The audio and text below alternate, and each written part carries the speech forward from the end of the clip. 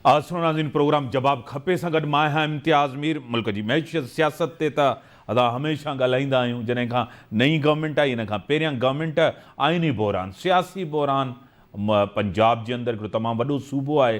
हिकु दफ़ो वरी उते दुबारा इलेक्शन थींदी त केरु वज़ीर आला थिए थो, वरी गिनती थींदी त केरु वरी इन मनसब ते वेंदो। पर जेकॾहिं असां नंबर्स गेम्स ॾिसूं त उन में तक़रीबन कुल जेकॾहिं 371 आहिनि, उन में नून लीग जा 165 आहिनि, PP जा तक़रीबन 7 आहिनि ऐं आज़ाद 4 ऐं हिकु ॿी पार्टी जो आहे तक़रीबन 176 थियनि था। PTI जा 183 जेकॾहिं 25 उन जा D सीट थियनि था त 158 थियनि था ऐं 10 जेकॾहिं काफ लीग जा मिलायूं था त उन्हनि जा नंबर गेम्स 168 ऐं 176 आहिनि नून लीग जा। वरी बि मेजॉरिटी जेको आहे शाबाश हमज़ा शहबाज शरीफ़ जी बीहे थी ऐं उन सां गॾु इन फ़ैसिले ख़िलाफ़ु, लाहौर हाई कोर्ट जे फ़ैसिले ख़िलाफ़ु PTI ऐं काफ लीग सुप्रीम कोर्ट में विया आहिनि। मूंखे टेलीविज़न ते ज्वाइन कयो आहे डॉक्टर करीम ख्वाजा साहब, सीनियर रहनुमा, सीनियर सियासतदान। डॉक्टर साहब तव्हांखे वेलकम चऊं था पंहिंजे प्रोग्राम।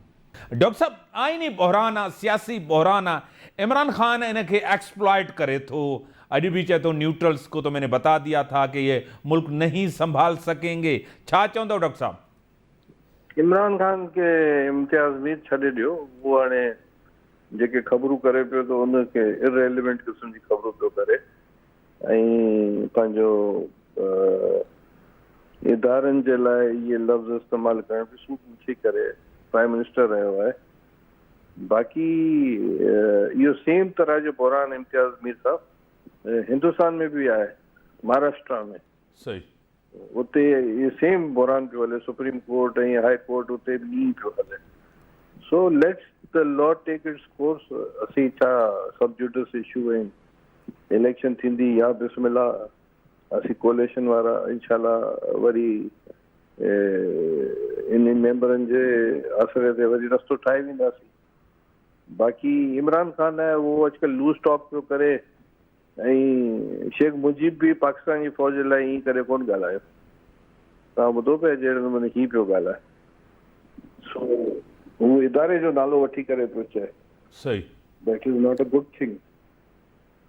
डॉक्टर साहब, पोइ खुली छूट छो ॾिनी वई आहे? को रोकण वारो न अथसि?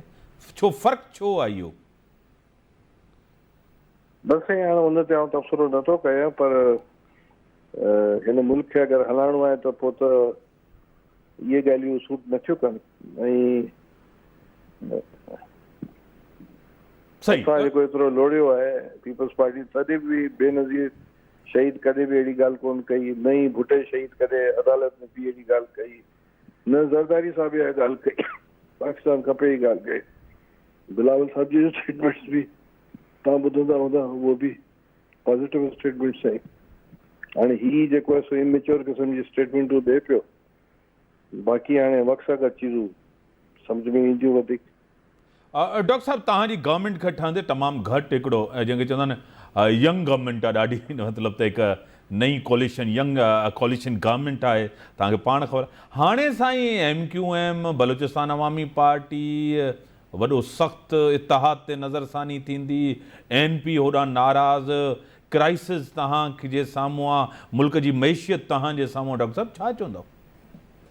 साईं असांजी कोलिशन गवर्नमेंट में मुख़्तलिफ़ पार्टीज़ आहिनि, गॾिजी करे वोट ॾींदासीं। ज़रदारी साहब तमामु हिकिड़ो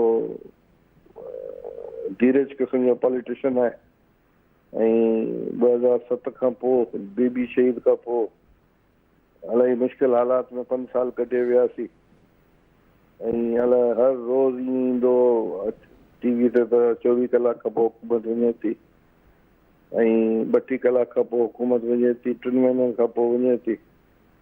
सो इंशाल्लाह अवाम खे बि रिलीफ मिलंदो वक़्त सां गॾु। बजटूं हको करे पियो, बिलावल साहब भॼे पियो, केॾी महिल किथे केॾी महिल किथे।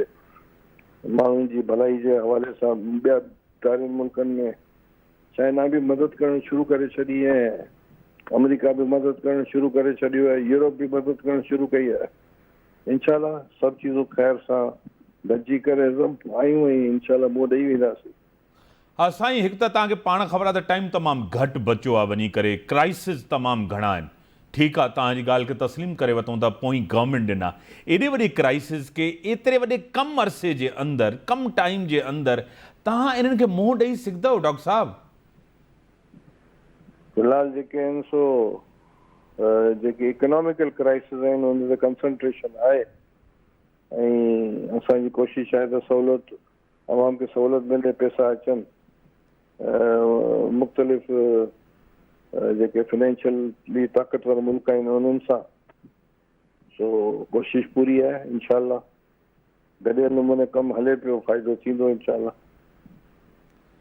सर मतिलबु हाणे पीपल्स पार्टी ऐं नून लीग खे हिन जी क़ीमत अदा करणी पवंदी जॾहिं जनरल इलेक्शन थींदी। तव्हांखे पाण ख़बर आहे त वॾा सख़्तु फ़ैसिला थिया आहिनि, तमामु सख़्तु फ़ैसिला करण था वञूं। पेट्रोल खां वठी करे बिजली, अञा बि पेट्रोल, लोड शेडिंग तमामु वधी वई आहे, तव्हांखे पाण ख़बर आहे, एहतजाज बि थियनि था ऐं इन जी तव्हांखे सियासी क़ीमत बि अदा करणी पवंदी इलेक्शन जे अंदरि। डॉक्टर साहब छा चवंदा? आउं सम्झां थो त फ्यू मंथ्स में ये चीज़ूं रिवर्स थी वेंदियूं, पर साॻे वक़्तु में इम्तियाज़ साहब ही जेका यूरोप में जेका जंग बि हले, सही, यूक्रेन ऐं रशिया, इन बि त तबाही कई आहे न। हा, कोरोना अलॻि तबाही कई आहे, ॿियूं शयूं पंहिंजी जाइ ते आहिनि, त कोशिशि त कंदासीं त ख़ैरु थिए। वॾी महिरबानी मोहतरम जनाब थैंक यू। डॉक्टर करीम ख्वाजा साहब जो पॉइंट ऑफ व्यू तव्हांजे साम्हूं आहे त गवर्नमेंट स्टेबल थी वेंदी ऐं हाणे बि मेजॉरिटी जेको आहे PMLN खे उन जा इतिहादी कुझु आज़ादु मिलाए करे तक़रीबन 176 उन्हनि जा थियनि था ऐं हुननि खे जेकॾहिं 25 डी सीट कयूं था त 168 थियनि था। हाणे बि मेजॉरिटी उन्हनि जी आहे। ब्रेक जो टाइम थियो, ब्रेक खां पोइ